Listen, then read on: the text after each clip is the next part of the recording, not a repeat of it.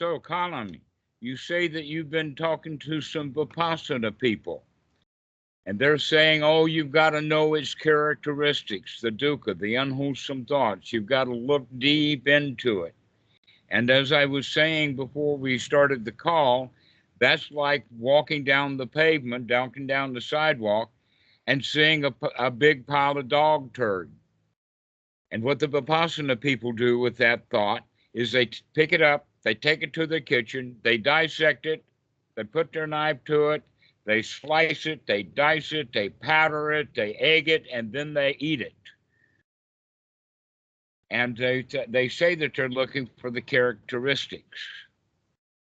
Okay? And that comes out of the Visuddhimagga. Then you ask the question of, well, what are the advantages of that? And I mentioned that the advantages are so remote and so small that the disadvantages greatly outweigh it. So that whatever advantages there are in it, it's a slow, tedious process that winds people up in a dark night. Part of the dissolution process is they see that by messing with the dukkha, it falls apart right there in their hands because there's nothing to it. And by seeing the dissolution over and over again, people become fearful. They become dissatisfied to a great extent. They become disgusted. Well, I can imagine taking a dog turd to your kitchen and pulling it apart. Pretty disgusting, you know. It's kind of got a dark night of the soul all its own. So, after that, though, there comes a strong desire to get out of it. And most Vipassana people never get to that point of the strong desire because they think that, oh, I haven't finished the step of seeing the dissolution yet. But they're already disgusted. Okay, and so in order to carefully practice the path, they get stuck in an early part of it, the ordinary part. And that after we have a strong desire to get out of it, that's where the noble part starts. Right. When you really want to get out of it. And then the next step, which I think is step 11 in the 16 stages of insight, is to redouble one's efforts, to put in the right effort to practice the Four Noble Truths, which is step number 12. Okay? And what I'm saying is that we don't short circuit the first part of it, that we skip right over it. Right, yeah, I've heard you say something. Why don't we start from step 12? Something like that. All right. Now, the part that I was about to talk about as we turn the video on was that this 16 stages of insight is well known from the Visuddhimagga, which was a book or a tome, actually, that was compiled by Bhikkhu Buddhadasa about 450 to 500 AD.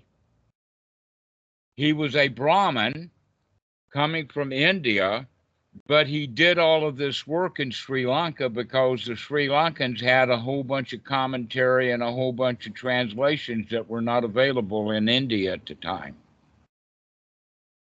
And that he and his team then came up with these 16 stages of insight that modern nobles understand is, let us say, a side trip. That they go through all of that.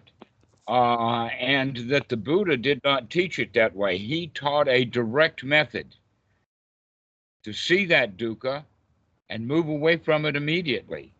That's one's right effort. Okay? So the direct method is also in Thai language is translated into English as a shortcut. Now imagine a triangle, a right triangle that has an A, a B, a C, and that most people go from A to B and then from B to C. But you can, in fact, go the hypotenuse, which is a shorter method to go straight from A to C.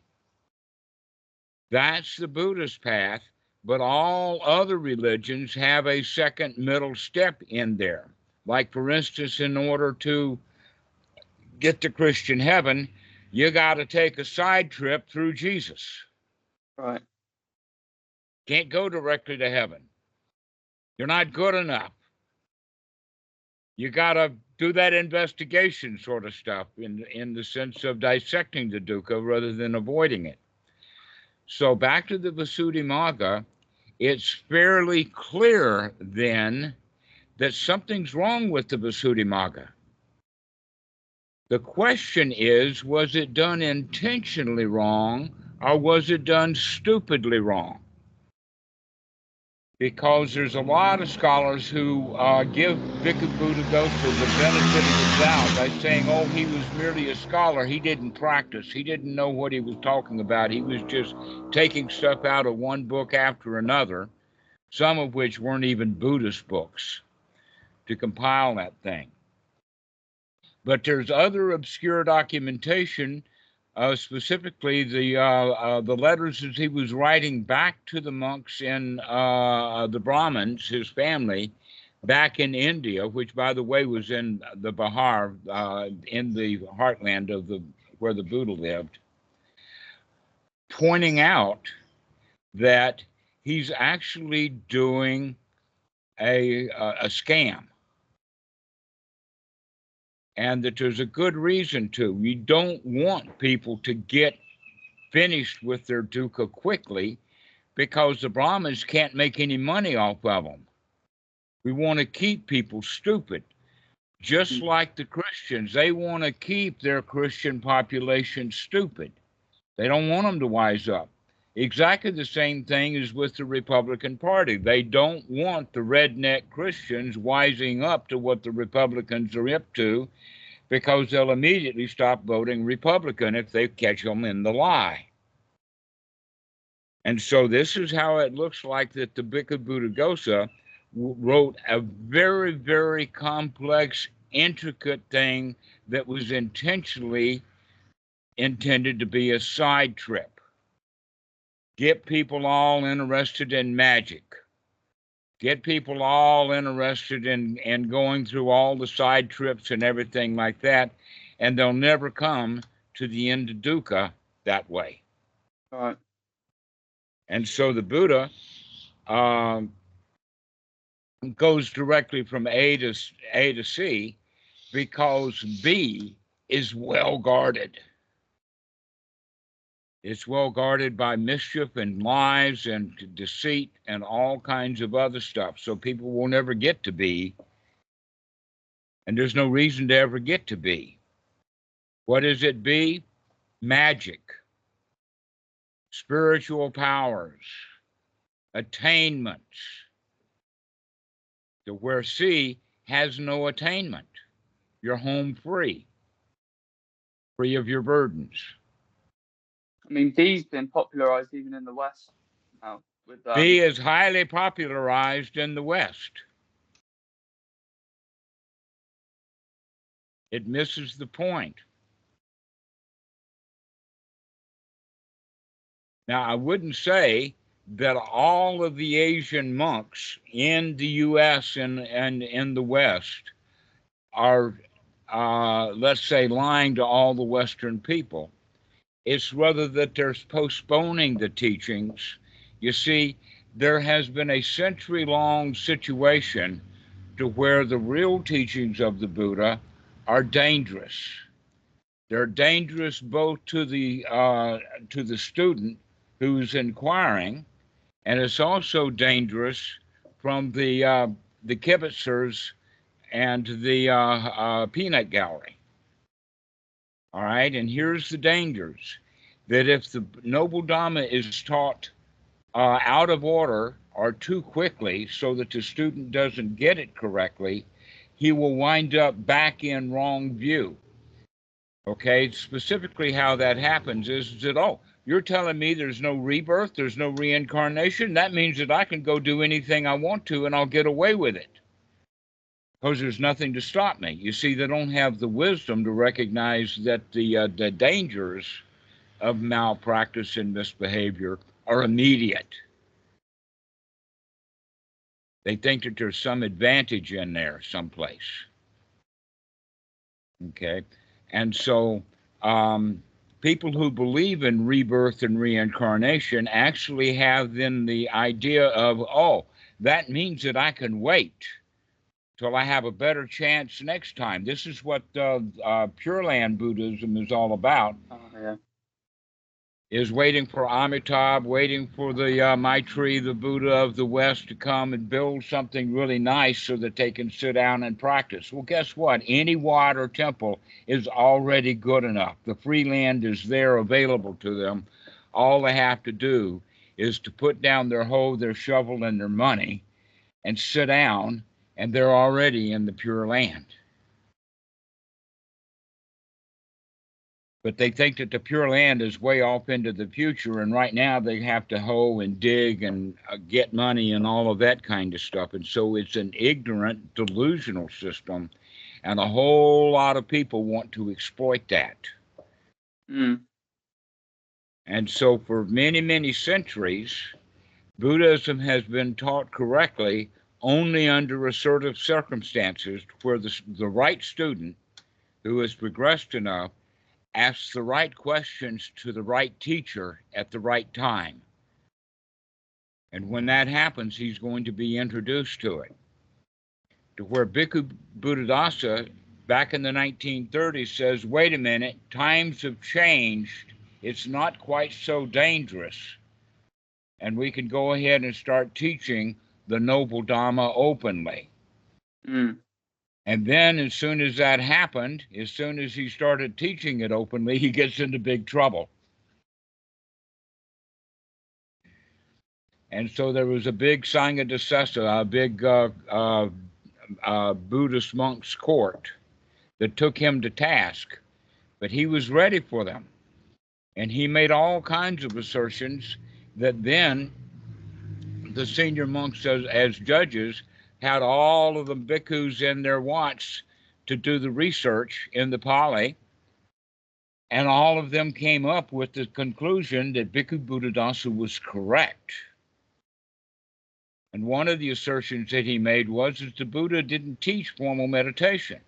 What he taught was anapanasati. The formal meditation actually comes from India. And the Buddha practiced formal meditation for probably most of the 6 years that he was out trying to find enlightenment.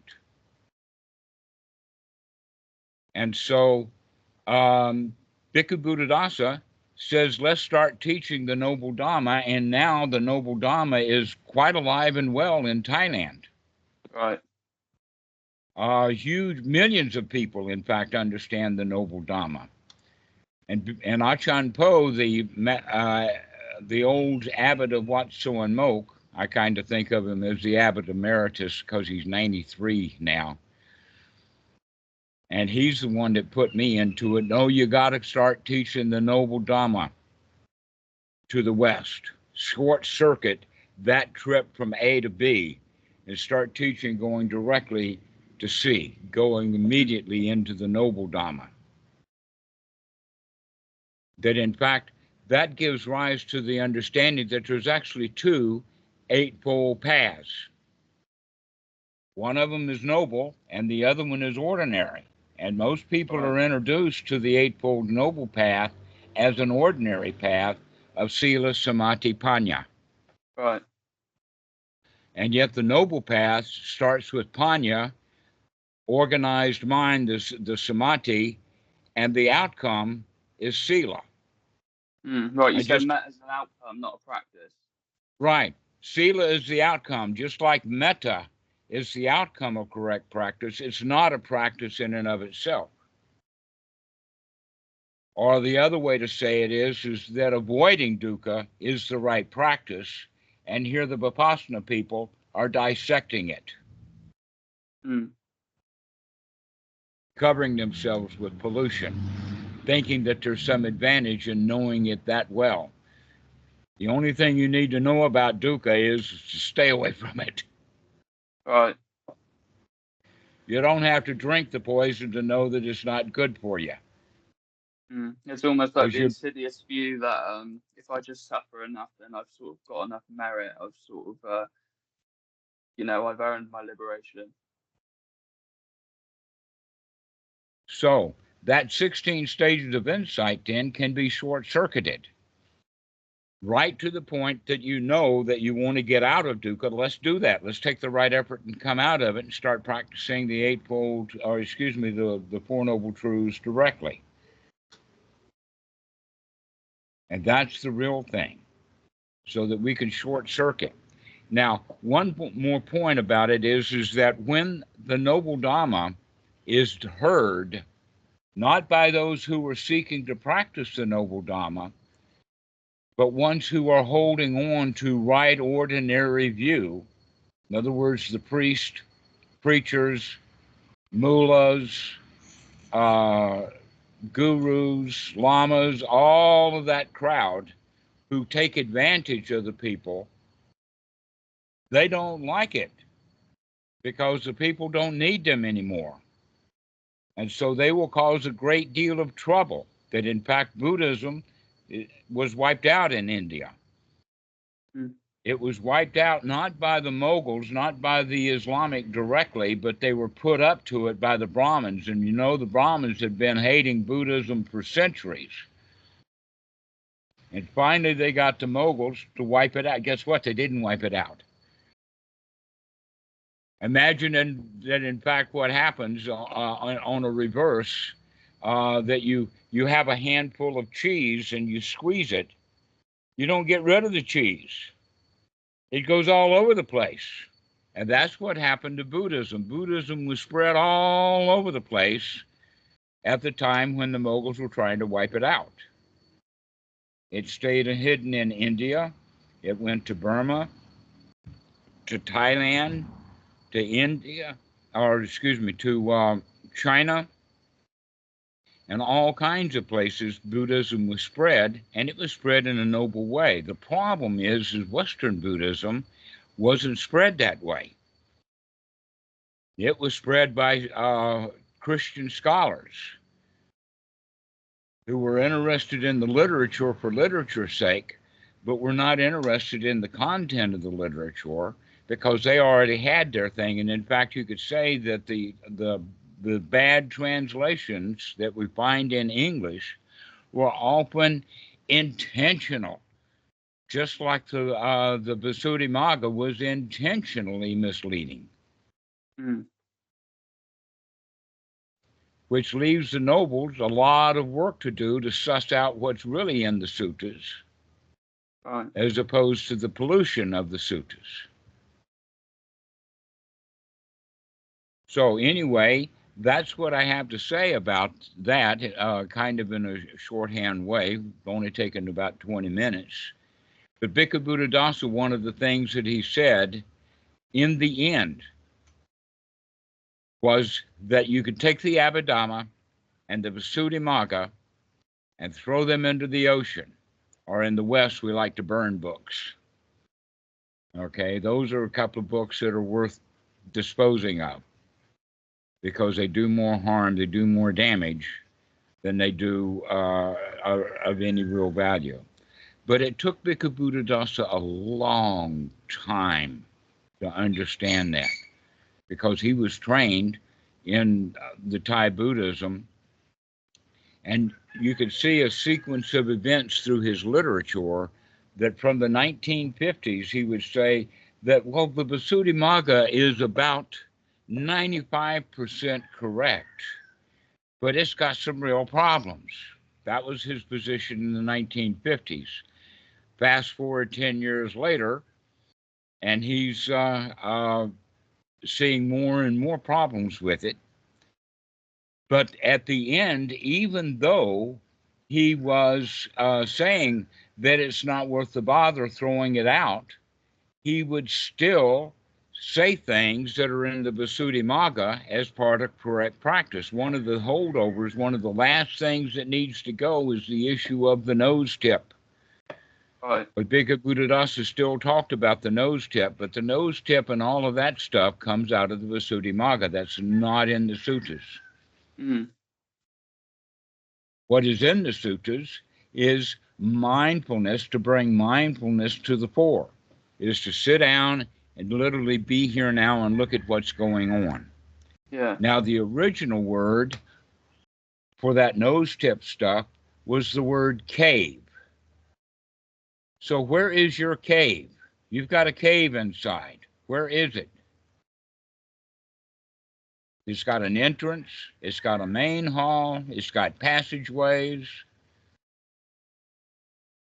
Starting with the nose and the mouth, those are the three entrances. Up into the sinuses, there's a big cavity that in fact warms the air, moisturizes it, and cleans it. That's why it's so much better to breathe in with the nostrils, because if you breathe in with the mouth, you're taking the dirt right into your lungs. And then you have the passageway from the throat to down into the lungs, and the lungs then would be the major part of the cave. But somehow or another, the entrance to the cave became the cave. And that's why people will practice on the nose tip rather than seeing the entire breathing process. That in fact, in the sutras, it talks about it in the sense of the full body of breath. In fact, there's an old argument between Bhikkhu Bhikkhu Ajahn Thanissaro and Bhikkhu Bodhi. Because Bhikkhu Bodhi put stuff in his translation, not his translation, his edits. He edited the Visuddhimagga and put stuff in it that Thanissaro told him to take out. And Bhikkhu Bodhi agreed to take it out. And as far as I know, it's still in there. Right there in the Anapanasati Sutta, the full body, the word of breath was put in there by Bhikkhu Bodhi. Right. Indicating, I haven't seen that one. Mm-hmm. And you'll see that the full body of breath is actually in brackets. Yeah. Right? Which indicates it's not in the text, it's something the translator put in there. And Ajahn Thanissaro has requested that he pull out that bracketed phrase of the breath, because, in fact, it interferes with the teachings in the other parts of the sutta, like Sutta number 10, the Satipatthana Sutta, where they talk about becoming aware of your hands, become aware of your reaching and your touching, become aware of your legs and all of that kind of stuff with walking meditation. It's a full body scan. Now, it's not a formal body scan and it's not an orderly body scan, but rather the way that the Buddha teaches is one by one as they occur. So while I'm sitting here talking to you, I'm scratching Lucky and taking ticks off of her. One by one as they're found, one by one as they occur. Okay, but I know what I'm doing. I can talk to you and still grab one. In fact, I just got it. Now I'm pulling it through the hair. And now out it comes.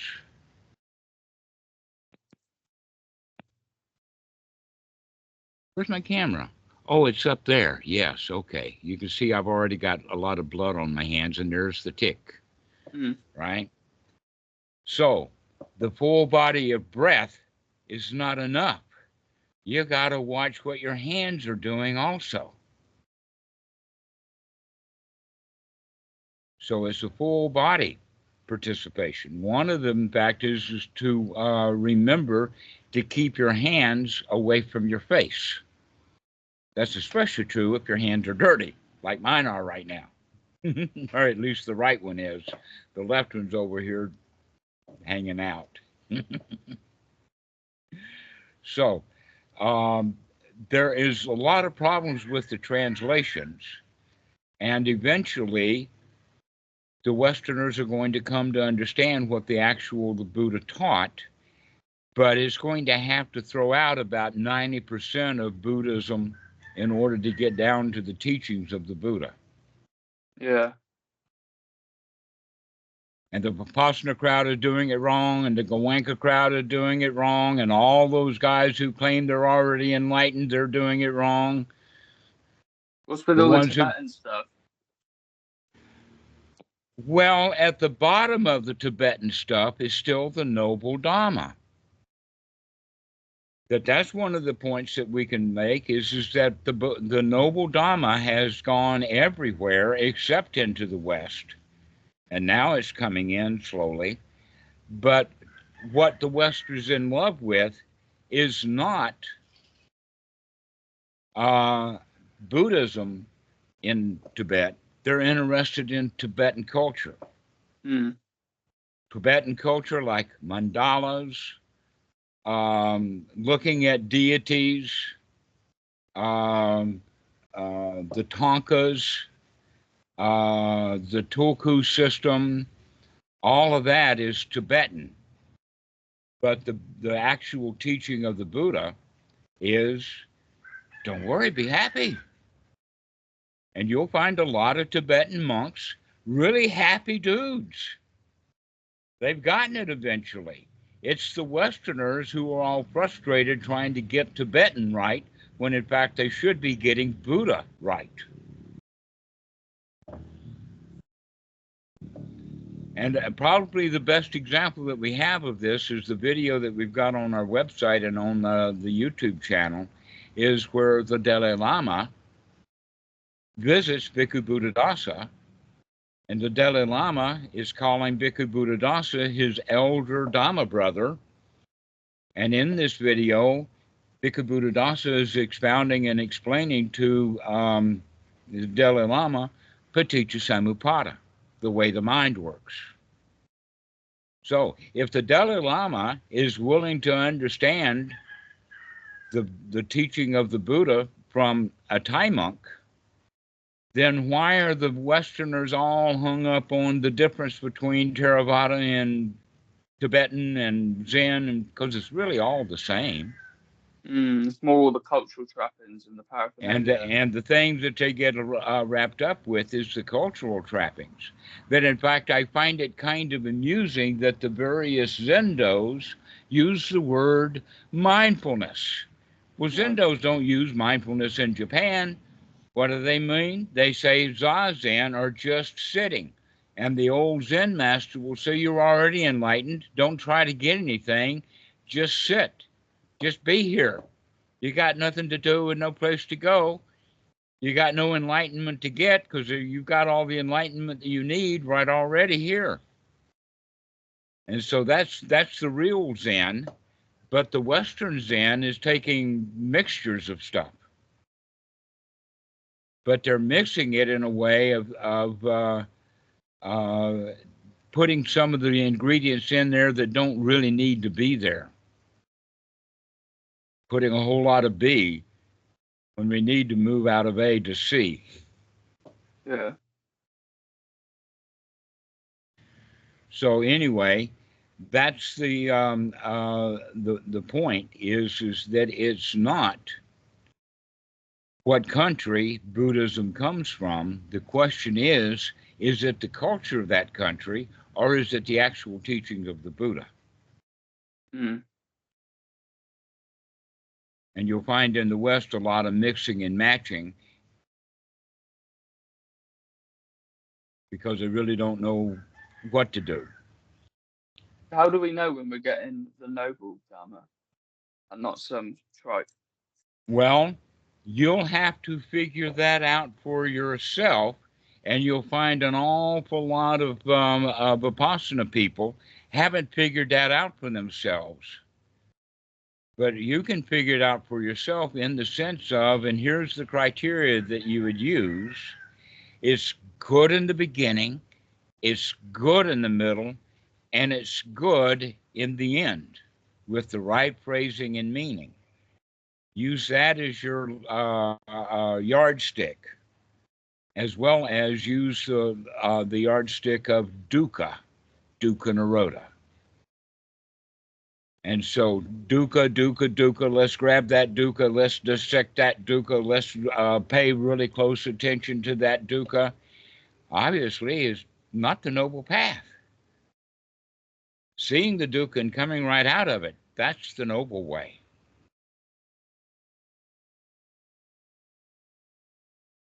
It's almost like buying brand new clothes. You've got a really beautiful suit, and you keep it in the closet. You don't wear it.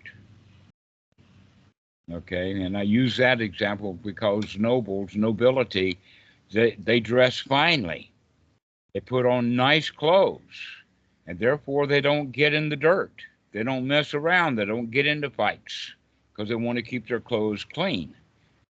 Okay, so let's keep our mind clean. So let's put on our best wardrobe, mental wardrobe, and wear it nicely. Okay, so that's then the real value is in the results, and the results in the beginning are good. But you can see Vipassana, the results in the middle are tragic.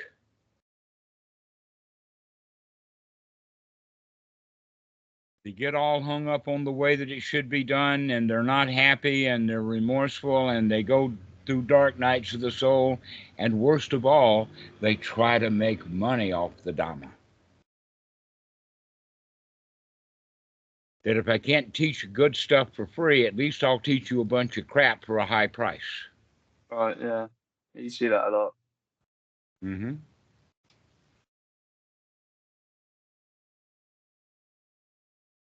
So, if everything they offer is free, then you can say that it's probably the right stuff.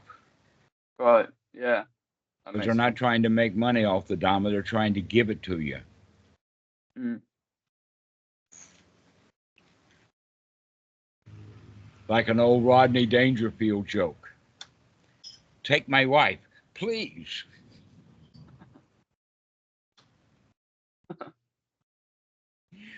Take the Dhamma, please, take it. It's free.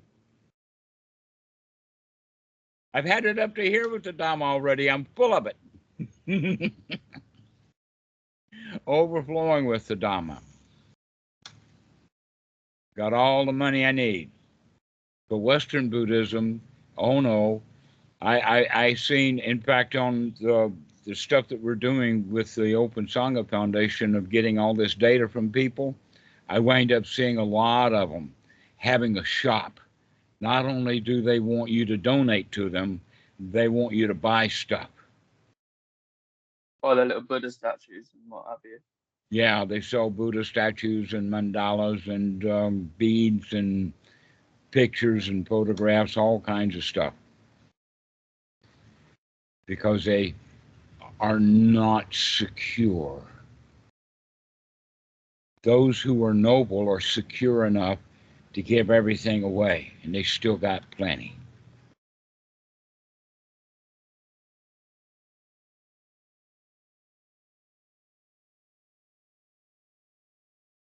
So, enough. Yeah, it's been a Do you good have talk. any questions about this? Go ahead. No, I think that's pretty succinct. That's good. I've enjoyed it. Excellent. So don't worry, be happy. Any problems that come to mind, that's just crap. Just throw it out. Yeah, I don't have to see its specifics or its characteristics. Just get it gone. Mm-hmm. All right. Well, I do thank you very much for your help on getting the data for our website. I appreciate that. Remind me what number are you up to now? I'm still in 2,700. I think 2785, 86 in that neighborhood is where I am, 27. And you were starting at 29. Oh yeah, I'm at about 2985, I think. Mm-hmm.